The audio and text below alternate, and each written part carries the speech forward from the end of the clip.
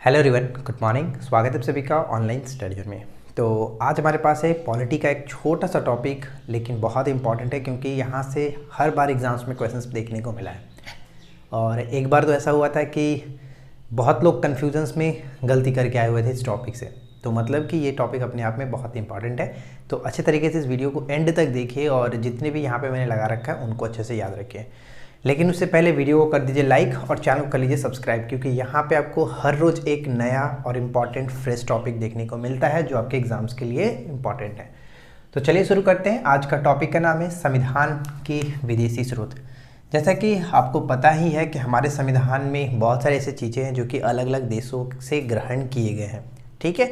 तो उन सभी चीज़ों को हम यहाँ पे देखने वाले हैं कि कौन सी चीज़ किस देश से ग्रहण की गई है, और यही आपके पेपर में भी पूछा जाता है। तो सबसे पहला चीज़ तो आपको ये पता होना चाहिए कि हमारे संविधान में बहुत सारी चीज़ें तो ली गई हैं, लेकिन सबसे ज़्यादा जो गहरा प्रभाव पड़ा है वो भारत शासन अधिनियम 1935 का गंभीर प्रभाव भारत शासन अधिनियम 1935 का पड़ा है। इसे भारतीय संविधान का ब्लूप्रिंट भी कहा जाता है, ठीक है, ध्यान रखिएगा, ब्लूप्रिंट भी कहा जाता है। 1935 ये चीज़ याद रखेंगे। सबसे गहरा प्रभाव 1935 का पड़ा है, ये इंपॉर्टेंट रहेगा।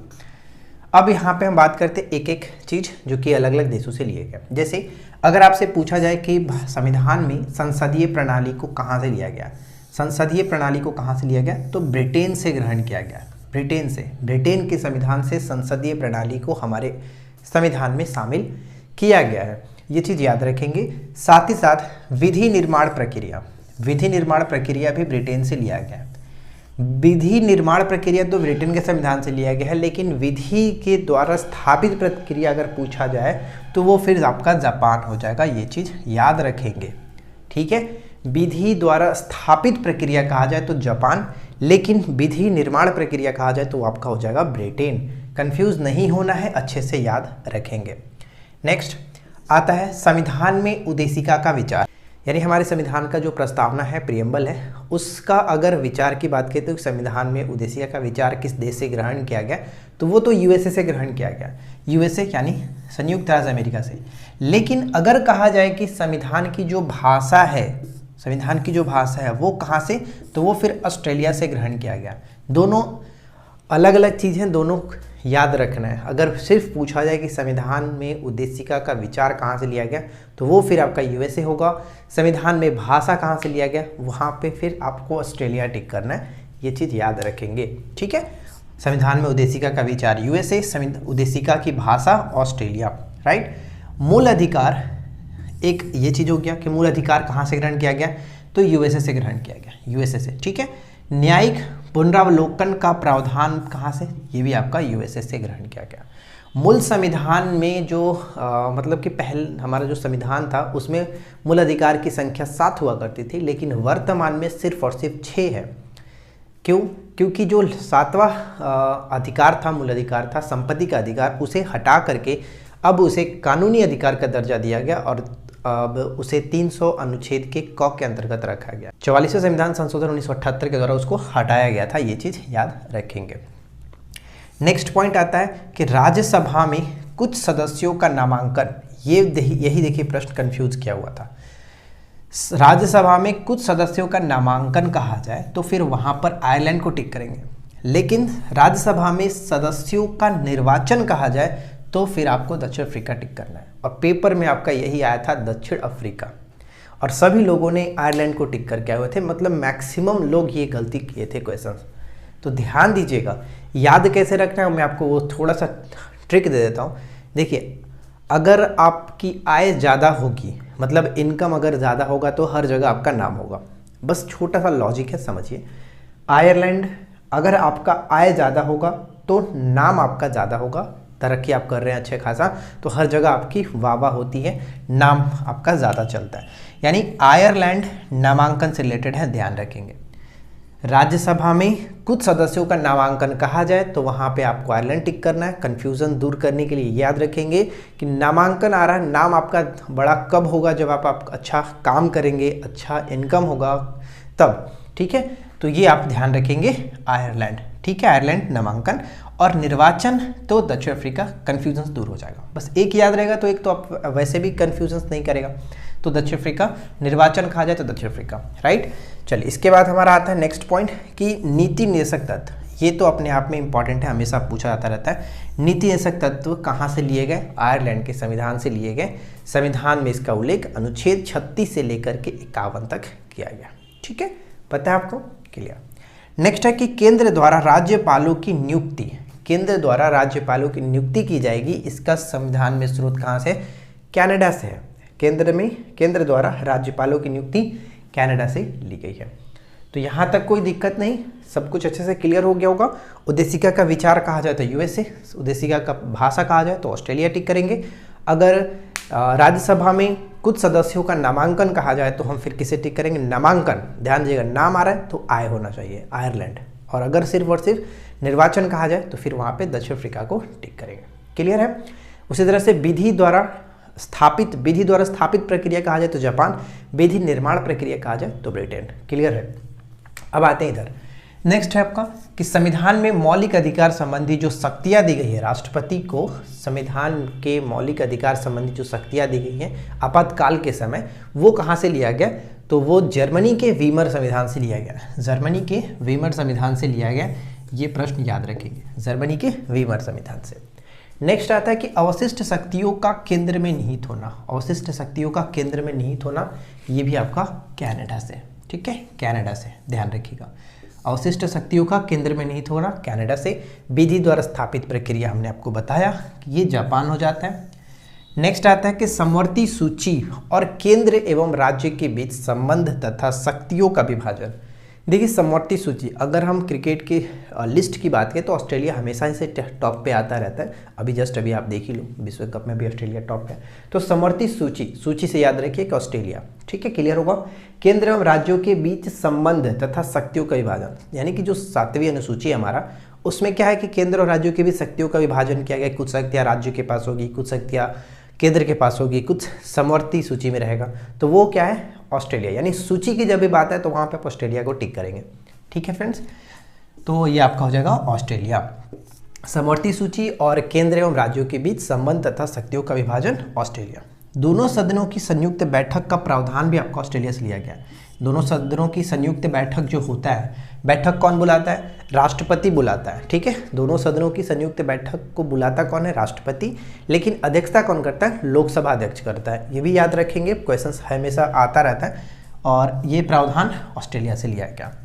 प्रस्तावना में स्वतंत्रता, समता और बंधुता के जो आदर्श लिए गए हैं वो कहाँ से? तो फ्रांस की जो क्रांति थी, यही तो था फ्रांस की क्रांति के नारा, स्वतंत्रता, समता और बंधुता। तो संविधान में जो ग्रहण किया गया वो फ्रांस की क्रांति से ही लिया गया, नहीं फ्रांस से लिया गया। स्वतंत्रता, समता और बंधुता के आदर्श को फ्रांस से लिया गया। प्रस्तावना में न्याय के आदर्श, प्रस्तावना में न्याय के जो आदर्श है वो रूस के संविधान से लिए गए। कहाँ से? रूस के संविधान से। प्रस्तावना में न्याय के आदर्श को रूस के संविधान से लिया गया। अच्छा, एक प्रश्न अगर आपसे पूछा जाए कि हमारे प्रस्तावना में कितने प्रकार के न्याय का उल्लेख है, तो आप क्या राइट आंसर देंगे? हमारे संविधान की प्रस्तावना में कितने प्रकार के न्याय का उल्लेख है?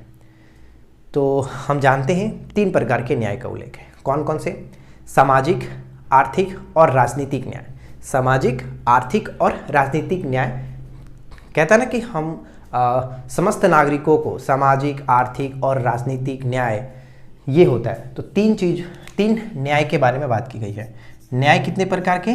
न्याय 3 प्रकार के। और स्वतंत्रता अगर आपसे पूछा जाए, स्वतंत्रता कितने प्रकार के? तो स्वतंत्रता 5 प्रकार के। स्वतंत्रता 5 प्रकार के।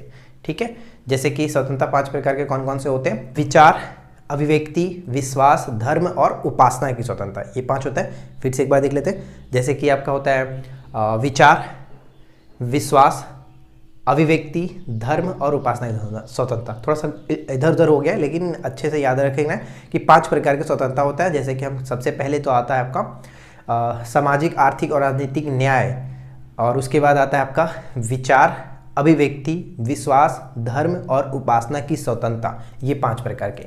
यानी न्याय अगर पूछा है कि संविधान के प्रस्तावना में कितने प्रकार का न्याय का उल्लेख है? 3। और स्वतंत्रता की बात करें तो 5 प्रकार की स्वतंत्रता का उल्लेख है। याद रखना है, इंपॉर्टेंट है। इसके बाद आता है कि संविधान में गणतंत्रात्मक जो व्यवस्था है वो कहाँ से लिया गया है? संविधान में गणतंत्रात्मक व्यवस्था फ्रांस के संविधान से ग्रहण किया गया, इसको याद रखेंगे। गणतंत्रात्मक व्यवस्था फ्रांस के संविधान से लिया गया। राष्ट्रपति की निर्वाचन पद्धति कहाँ से ली गई है? राष्ट्रपति की निर्वाचन पद्धति कहाँ से ली गई है? तो ये आयरलैंड से लिया गया। कहाँ से? आयरलैंड से लिया गया।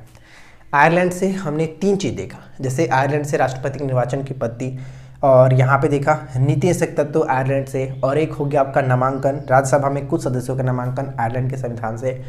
तो ये रहा आपके सामने जितने भी संविधान के स्रोत हैं, महत्वपूर्ण स्रोत हैं, वो सब कुछ मैंने यहाँ पे रख दिया है। उम्मीद है कि ये वीडियो आपके लिए हेल्पफुल रहेगी। वीडियो अगर आपको पसंद आया हो तो प्लीज़ इस वीडियो को ज़्यादा से ज़्यादा लाइक करिए, फ्रेंड के साथ शेयर करिए। से भारतीय संविधान में मूल कर्तव्यों को शामिल करने का विचार किस देश के संविधान से लिया गया? मूल कर्तव्य भाग 4 के क के अंतर्गत आता है, इसे याद रखिएगा, या फिर हम कह सकते हैं कि 51 के क के अंतर्गत, यानी अनुच्छेद 51 के क, और भाग की बात करें तो 4 के क। सरदार स्वर्ण सिंह समिति के अनुशंसा पर इसको शामिल करने की बात कही गई थी, और इसे पूर्व सोवियत संघ, जिसे वर्तमान में हम लोग रूस के नाम से जानते हैं, इसी से ग्रहण किया गया। ठीक है। मूल कर्तव्यों की संख्या टोटल कितनी है? 11 है। पहले इसमें 10 था और बाद में 1 जोड़ा गया था 86वें संविधान संशोधन अधिनियम के द्वारा। ठीक है। और एक चीज़ ध्यान रखिएगा, अक्सर ये पूछा जाता है फ्रेंड्स, मूल जो कर्तव्य है इसको किस संवैधानिक संशोधन अधिनियम के द्वारा जोड़ा गया? तो 42वें संविधान संशोधन अधिनियम 1976 के द्वारा। ये सभी पॉइंट इंपॉर्टेंट है, आप इसको याद रखेंगे। ठीक है। चलिए नेक्स्ट वन देखिए, क्या कह रहा है कि भारतीय संविधान द्वारा प्रदत्त मौलिक अधिकारों के स्थगन संबंधी कार्यपालिका के अधिकारों को किस देश के संविधान से लिया गया? मौलिक अधिकारों के स्थगन संबंधी कार्यपालिका के अधिकारों को किस देश के संविधान से ग्रहण किया गया? तो यहाँ पे बात की गई है कार्यपालिका के अधिकारों को किस देश के संविधान से ग्रहण किया गया स्थगन संबंधी। तो राइट आंसर क्या हो जाएगा? Option B, Germany. जर्मनी के वीमर संविधान से इस चीज़ को लिया गया। जैसे आपको पता है कि जर्मनी से 2-3 चीज़ें ग्रहण की गई है, आपातकाल के दौरान राष्ट्रपति के मौलिक अधिकार संबंधी शक्तियाँ, और आपातकाल के समय मूल अधिकारों का जो प्रवर्तन होता है वो जर्मनी से ही लिया गया। ये आपको याद रखना है। क्वेश्चन नंबर 3, भारतीय संविधान में संघवाद किस देश से लिया गया? संघवाद बताइए, संघवाद कहाँ से लिया गया? कनाडा से लिया गया। Option D, Canada. अच्छा, कनाडा से अक्सर क्वेश्चंस पूछ जाते हैं कि क्या क्या चीज़ें ग्रहण किया गया, तो हम एक बार छोटा सा डिस्कस कर लेते हैं।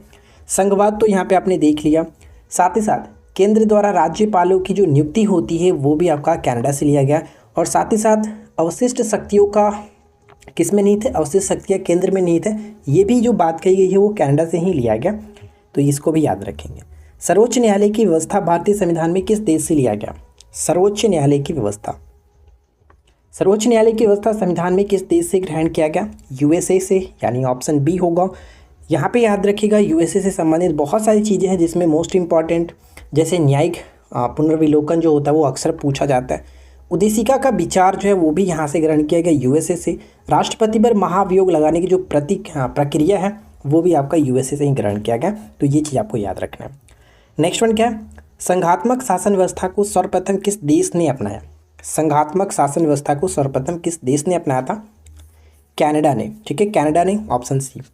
काफ़ी लोग कमेंट कर रहे हैं कि मुझे नोटिफिकेशन नहीं मिलता है, आप वीडियो कब अपलोड करते हैं, तो नोटिफिकेशन बेल आइकन को ऑन रखिए।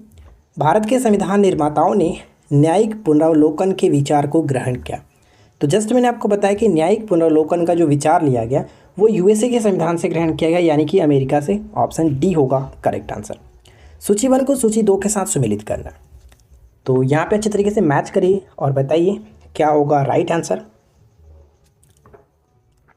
तो चलिए हम एक एक करके देखते हैं। जैसे मौलिक अधिकार की बात करें तो ये लिया गया आपका यूएसए से, यानी अमेरिका से। फर्स्ट का 4 के साथ कहाँ पे मिल रहा है?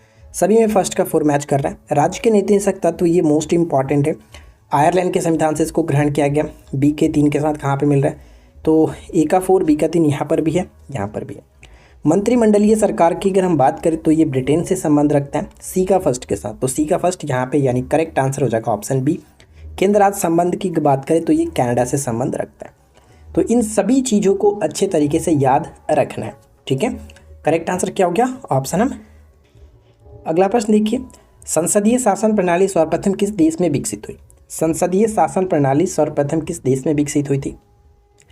जैसे संघात्मक विकसित हुआ था आपका कनाडा में, उसी तरह से संसदीय की बात करें तो वो ब्रिटेन से संबंध रखता है। देखिए ब्रिटेन से बहुत सारी चीज़ें ग्रहण की गई, जैसे संसदीय प्रणाली हो गया, विधि निर्माण की प्रक्रिया हो गई, मंत्रिमंडलीय प्रणाली हो गया, एकल नागरिकता हो गया, द्वैध शासन हो गया, ये सभी ब्रिटेन से ग्रहण किया गया। तो इन सभी को भी याद रखना है। भारतीय संविधान में मूलभूत अधिकार किस संविधान से लिए गए? मूलभूत अधिकार जिसकी संख्या वर्तमान में टोटल 6 है, पहले 7 हुआ करता था। अब आपको ये बताना है कि संपत्ति के अधिकार को हटाया गया था, तो वो किस संवैधानिक संशोधन अधिनियम के द्वारा हटाया गया था? जल्दी से नीचे कमेंट बॉक्स में कमेंट करिए, ठीक है। चलिए आगे बढ़ते हैं। सॉरी, यहाँ पे हमारा राइट आंसर क्या बन जाएगा? तो ऑप्शन ए होगा यूएसए, यानी कि संयुक्त राज्य अमेरिका। नेक्स्ट क्वेश्चन देखिए, भारत के राष्ट्रपति की आपातकालीन शक्तियाँ निम्नलिखित में से किस देश की देन है? राष्ट्रपति की आपातकालीन शक्तियाँ ऊपर मैंने आपको बताया था। Correct answer option C, Germany के वीमर संविधान से। ऑप्शन हम सी को टिक करेंगे। अगला क्वेश्चन, भारत के संविधान के निर्माताओं ने मौलिक अधिकारों की अवधारणा को उधार लिया। तो मौलिक अधिकार कहाँ से भी जस्ट हम लोगों ने देखा, यूएसए के संविधान से लिया गया। भारतीय संविधान में आपात संबंधी उपबंध भारत शासन अधिनियम 1935 और किस देश के संविधान से लिया? जर्मनी के वीमर संविधान से। एक क्वेश्चन अक्सर पूछा जाता है कि भारत का जो संविधान है वो सर्वाधिक किसका ऋणी माना जाता है? तो भारत शासन अधिनियम 1935 का, क्योंकि अधिकतर उपबंध इसी से ग्रहण किए गए, इसी से जोड़ा गया, गंभीर प्रभाव पड़ा है 1935 का अधिनियम का। भारतीय संविधान की कौन सी विशेष व्यवस्था इंग्लैंड से ली गई है? इंग्लैंड से ली गई है या फिर ब्रिटेन से ली गई है? तो संसदीय प्रणाली ब्रिटेन से ली गई है, ऑप्शन ए। भारतीय संविधान में राज्य के नीति निर्देशक सिद्धांतों की संकल्पना कहाँ से अंगीकार किया गया? राज्य के नीति निर्देशक सिद्धांतों को आयरलैंड के संविधान से ग्रहण किया गया, ऑप्शन ए। कोई भी यहाँ पे प्रश्न ऐसा नहीं है फ्रेंड्स जो आपको नहीं याद हो, और इन सभी क्वेश्चंस को अक्सर एग्जाम्स में देखा जाता है, तो आप इनको अच्छे से याद रखेंगे। समवर्ती सूची की अवधारणा कहाँ से ली गई है? समवर्ती सूची की अवधारणा ऑस्ट्रेलिया से ली गई है, यानी ऑप्शन बी होगा करेक्ट आंसर। भारतीय संविधान के अंतर्गत संघ और राज्यों के बीच शक्तियों का विभाजन किसकी प्रेरणा पर आधारित है? संघ और राज्यों के बीच शक्तियों का विभाजन बताइए। कनाडा के संविधान से, ठीक है, कनाडा, ऑप्शन बी। राष्ट्रपति द्वारा राज्यसभा के सदस्यों के नामांकन का नियम किस देश से लिया गया? राष्ट्रपति द्वारा राज्यसभा के सदस्यों का नामांकन बताइए, ऑप्शन बी, आयरलैंड के संविधान से ग्रहण किया गया, इसको याद रखना है। नेक्स्ट वन क्या कह रहा है? संविधान के संरक्षक के रूप में सर्वोच्च न्यायालय का अधिकार विश्व के किस संविधान से लिया गया? सर्वोच्च न्यायालय का अधिकार संविधान के संरक्षक के रूप में जाना जाता है, उच्च न्यायालय या फिर उच्चतम न्यायालय। तो ये कहाँ से ग्रहण किया गया? ऑप्शन सी, अमेरिका के संविधान से ग्रहण किया गया, सी होगा करेक्ट आंसर। कानून के समान संरक्षण, कानून के समान संरक्षण जो वाक्य है वो कहाँ से लिया गया? कानून के समान संरक्षण ब्रिटेन से, ऑप्शन बी। भारतीय संविधान में उल्लेखित स्वतंत्रता, समानता और बंधुता की संकल्पना किससे प्रेरित है? स्वतंत्रता, समानता और बंधुता की जो संकल्पना है वो किससे प्रेरित है? तो ये आपको पता है कि फ्रांस की क्रांति का नारा था, तो फ्रांस के संविधान से ग्रहण किया गया, ऑप्शन ए होगा बिल्कुल करेक्ट आंसर। चलिए आगे बढ़ते हैं और नेक्स्ट क्वेश्चन देखिए। अगला पॉइंट से कि सर्वसत्ता संपन्न संसद की अवधारणा किस देश की देन है? किस देश की देन है? तो राइट आंसर क्या होगा? ऑप्शन ए, इंग्लैंड, ठीक है, इंग्लैंड यहाँ पे बिल्कुल करेक्ट होगा। नेक्स्ट वन देखिए, निम्नलिखित में से कौन सा मिलान सही है? तो यहाँ पे बताइए कौन सा मिलान सही तरीके से किया गया? मौलिक अधिकार अमेरिका से लिया गया, विधि का शासन इंग्लैंड से, विधि निर्माण प्रक्रिया इंग्लैंड से, समवर्ती सूची ऑस्ट्रेलिया से, यानी तीनों के तीनों बिल्कुल सही है, इसलिए ऑप्शन डी होगा करेक्ट आंसर। भारतीय संविधान का सबसे बड़ा एकांकित स्रोत कौन सा है? जो मैंने आपको ऊपर बताया था, सबसे अधिक रीडी है, सबसे ज़्यादा गंभीर प्रभाव पड़ा है, तो government of India act 1935 1935, option D. संयुक्त राष्ट्र अमेरिका के संवैधानिक आदर्श भारतीय संविधान में कौन कौन सी व्यवस्था शामिल की गई है? तो संघीय शासन व्यवस्था, मौलिक अधिकार और स्वतंत्र एवं निष्पक्ष सर्वोच्च न्यायालय और न्यायिक पुनर्वलोकन, ये सभी के सभी ग्रहण किया गया, यानी करेक्ट आंसर ऑप्शन डी को टिक करेंगे। भारतीय संविधान की संशोधन प्रक्रिया जो है वो किस देश की संविधान से ली गई है? अक्सर ये पूछा जाता है संविधान में संशोधन की प्रक्रिया किस देश के संविधान से ग्रहण की गई है? दक्षिण अफ्रीका, ऑप्शन डी होगा राइट आंसर। राज्यसभा के सदस्यों का निर्वाचन किस देश के संविधान से ग्रहण किया गया?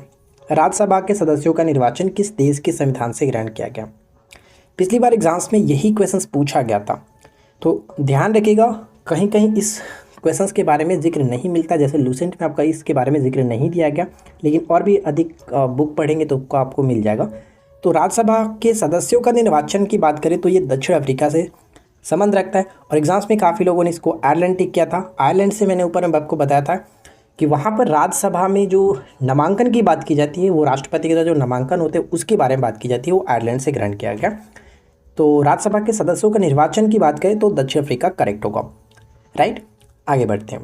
प्रस्तावना की भाषा, केंद्र एवं राज्यों के बीच संबंध तथा शक्तियों का विभाजन और सदनों की संयुक्त बैठक निम्नलिखित में से किस देश से ग्रहण किया गया? तो ये ऑस्ट्रेलिया से ग्रहण किया गया।